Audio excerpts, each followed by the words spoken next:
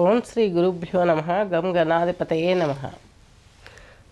శ్రీ తులసి astrology నుండి మాట్లాడుతున్నాను. ఈరోజు మనము ఫిబ్రవరి 1 నుండి 15వ తేదీ వరకు గల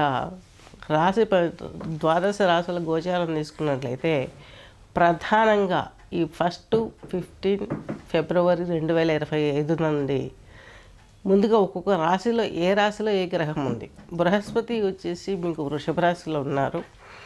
ఈ యొక్క కుజుడు వచ్చేసి మిథున రాశిలో ఉన్నారు. ఈయన మీకు నెక్స్ట్ రవి భగవానుడు వీరందరినీ తీసుకున్నట్లయితే రవి బుధులు వచ్చేసి మకర రాశిలో ఉన్నారు. నెక్స్ట్ వచ్చేసి కేతు వచ్చేసి మేషరాశి వారికి మీకు ఈ యొక్క కన్యా రాశిలో సంచరిస్తున్నారు. నెక్స్ట్ వచ్చేసి రాహువు శుక్రుడు వచ్చేసి మీనరాశిలో సంచరిస్తున్నారు. చంద్రుడు శని వచ్చేసి ఈ యొక్క మకర రాశిలో సంచరిస్తున్నారు. ఇది ఈ గోచారంలో ఉన్నటువంటి ఈ గ్రహాల యొక్క గమనం. ఈ గమనాలన్నింటిని తీసుకున్నప్పుడు మనకు నెక్స్ట్ వచ్చేసి కన్యా రాశి కన్యా లగ్నం తీసుకున్నట్లయితే కన్యా రాశి వారికి మీకు ఉత్తర నక్షత్రం 3 పాదాలు, అలాగే హస్త నక్షత్రం 4 పాదాలు, చిత్తా నక్షత్రం 2 పాదాలు కలిపి ఈ యొక్క కన్యా రాశి కన్యా లగ్నం కిందకి వస్తుంది. మీకు మీ యొక్క 6వ ఇంట్లో సప్తమంలో రాహు అలాగే శుక్రుడు ఉన్నారు. కన్యా రాశి వారికి 2వ ఇంటిపతి భాగ్యాధిపతి శుక్రుడు ఈ 15 రోజులు చక్కగా యోగిస్తాడు. మీకు 15 రోజులలో కూడాను ఎటువంటి ఇబ్బంది లేకుండా జీవితం ముందుకెళ్ళటానికి ఉపయోగపడుతుంది. అందమైన వస్త్రధారణ, అలంకరణ వస్తువులు, భూగృహాలు వీటిపైన మీరు కొంచెం ఫోకస్ చేస్తారు. బిజినెస్ ఖచ్చితంగా లాభాన్ని పొందుతారు. అన్ని రకాలుగా మీకు బాగుంటుంది. కాకపోతే మధ్య మధ్యలో మానసిక ఒత్తిడి అధికంగా ఉంటుంది. మీ రాశిలో కేతు ఉన్నాడు, అలాగే మీ సప్తంలో రాహు ఉన్నాడు శుక్రునితో కలిసి. మీ 2వ ఇంటిపతి భాగ్యాధిపతి అంటే ఫ్యామిలీలోనూ డిస్టర్బెన్స్ ఉంటుంది. నెక్స్ట్ వచ్చేసి సోషల్ లైఫ్ కావచ్చు, తండ్రి వర్గం కావచ్చు, తల్లి వర్గంతో కూడా కొన్ని ప్రాబ్లమ్స్ వచ్చే అవకాశాలు, ఎక్కువ దాయాదులతో సిబ్లింగ్స్తో ప్రాబ్లమ్స్ వచ్చే అవకాశాలు గోచరిస్తున్నాయి.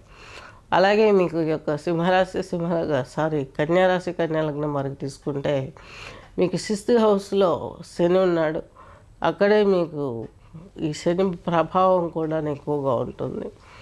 ఇన్ని రోజులు ఎంతో బాగుంది కదా అనుకున్నాం. 6th హౌస్లో కన్యా రాశికి శని బాగుంది గోచారం అని ప్రతి ఒక్కరు కూడాను అన్ని విధాలుగా చెప్పారు. కానీ ఈ యొక్క కన్యా రాశి వారే శని ప్రభావానికి లోనయ్యారు. సంతానాధిపతి అలాగే మీకు కన్యా రాశికి శని రాశులు ఏంటి వచ్చాయి, ఇక 5th house planet 6th house. వీటిని పైన వీక్షణ ఎవరుతుంది, వృషభంలో ఉన్నటువంటి ఈ యొక్క బృహస్పతి మీకు 5th హౌస్ని చూస్తున్నాడు. మీ సంతాన స్థానాన్ని చూశాడు.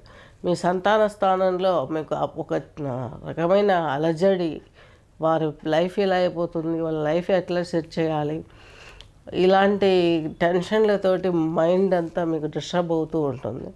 నెక్స్ట్ అష్టమాధిపతి కూడాను కుజుడే. ఈయన ఆ శని ఒకే నక్షత్రాలలో పయనం చేయడం. ఇక్కడ ఆరుద్రాల పయనిస్తున్నప్పుడు ఇక్కడ శని భగవంతుడు వచ్చేసి మీకు శతభిషం, అక్కడి నుంచి ఉత్తరాభాద్ర నక్షత్రం. ఈ ఉత్తరాభాద్ర బృహస్పతి వెళ్ళేసి ఇక్కడ మీ ఫేవరబుల్ రాశిలో భాగ్యంలో ఉన్నప్పటికీ కూడాను దానిపైన అంత ప్రభావం చూపకపోవడం, ఓన్లీ శని రాహువుల కుజుల ఆ నక్షత్ర పరివర్తన యుతులతోటి బృహస్పతి మీకు కోణంలో ఇవ్వాల్సిన పాజిటివ్నెస్ని ఇవ్వలేకపోయారు. మీ జీవిత భాగస్వామి ఈ ప్రెజర్స్ని చూడలేక చాలా వరకు డిస్టర్బ్ అయ్యి మీ ఆవిడ సిక్ అయ్యే అవకాశాలు ఉన్నాయి. జెంట్స్ అయినా లేడీస్ అయినా ఇది కొంచెం గుర్తులో పెట్టుకొని మీరు తీసుకునే స్టెప్స్ కొంచెం ఆలోచించండి.